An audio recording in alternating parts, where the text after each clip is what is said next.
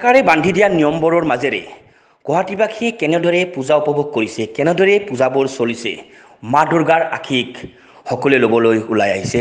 এনেদৰে আপোনালোকে মোৰ লগত থাকিব, মই আপোনালোক দেখাই যাম গুৱাহাটীৰ পূজা মণ্ডপৰ কিছু দৃশ্য।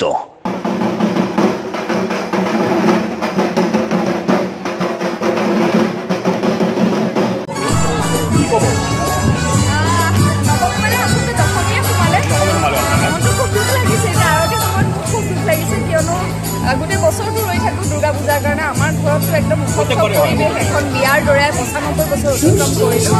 এতিয়া আজি শেষ আৰতি হৈ গ'ল, কাইলৈ দশমী, মায়ে বিদায় ল'ব। মায়ে বিদায় এই আশীৰ্বাদটোৱেহে ল'ব আচলতে বিদায়, কিন্তু মাৰ আশীৰ্বাদ আমাৰ লগত সদায় থাকিব।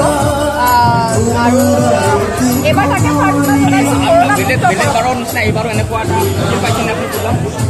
আমাৰ ঘৰত এই কম্পাউণ্ডৰ ভিতৰত একেই হৈ আছে এতিয়াও, কিয়নো আমাৰ যিখিনি মানুহ আমাৰ পূজা বুলি আহে প্ৰত্যেক বছৰে এইবাৰো আহিছে, দেখিছোঁ প্ৰত্যেককে চিনাকি মোৰ। আৰু কিয়নো আমাৰ পূজাটো নাথাকে, গতিকে আধ্যাত্মিকতাৰ ফালৰ পৰা এই পূজাখন বহুত পুৰণি পূজা, 95 বছৰ অতিক্ৰম কৰিলে সকলোৰে এক বিশ্বাস আছে এই পূজাখনৰ প্ৰতি। সেয়ে সকলো আহে আৰু আমি আচলতে ৰাইজৰ বাবেই প্ৰতিমা এইবাৰ সাজিবলৈ বাধ্য, তাৰমানে আকাৰটো সৰু কৰি হ'লেও বা সাজিবলৈ বাধ্য। ধন্যবাদ।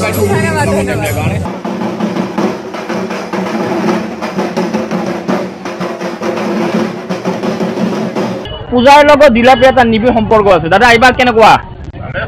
মানে বেলেগ অনবাৰৰ নিচিনা এইবাৰ হৈছে নে কিবা? একদম নাই ন? বিক্ৰী বাৰ্তা কেনেকুৱা এইবাৰ? বহুত কম ন? বহুত কম। দাদা কি ক'ব এইবাৰ কেনেকুৱা?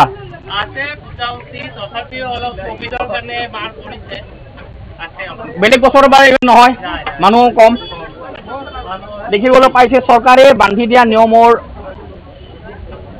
সুন্দৰভাৱে চলাই লৈ পেলাই আটাইয়ে পূজাৰ কাৰণে ওলাই আহিছে, মা দেৱীৰ আশীষ ল'বলৈ ওলাই আহিছে চৰকাৰৰ নিয়মৰ মাজত, নিয়মৰ বান্ধকতাত আপোনাৰ দেখিবলৈ পাইছে। এয়া আৰু মানুহ বেলেগ বছৰৰ নিচিনা এইবাৰ তেনেকুৱা পাইছে আপোনাৰা দেখিবলৈ পাইছে। চৰকাৰে বান্ধি দিয়া নিয়মৰ অনুকৰণ কৰি পেলাই আটাইয়ে মা দেৱীৰ আশীষ ল'বলৈ ওলাই আহিছে।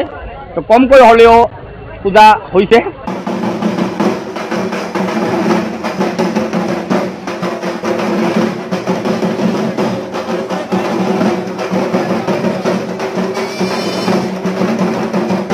মই আছোঁ এতিয়া পাণ্ডুস্থিত এই মন্দিৰত। আপোনাৰ দেখিবলৈ পাইছে এটা সুন্দৰ প্ৰতিমা। মই কেমেৰামেনক দেখাবলৈ প্ৰতিমাটো দেখা দিম অভিনন্দন জনাম।